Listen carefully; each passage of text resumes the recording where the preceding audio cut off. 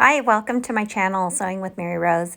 In this video, I'm going to show you how I created this cute love bug embroidery pattern onto a shirt.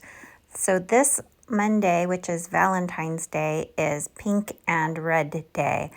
My son wanted this cute little design. So what I did was used the Embrillance website. I've loaded it onto my USB, and here I am inserting it into my new to me Janome MB4. You'll open the file, select the USB, and then you're going to open the EMBF folder. Once I open the folder, this is my first project on this USB and the machine. I select it and it will go to my design. Here it is. These are the colors that it chose for my design. I loaded my machine with the colors and the orders that I wanted it in, and here we go, getting started. I hooped it already. I am using a mighty hoop here.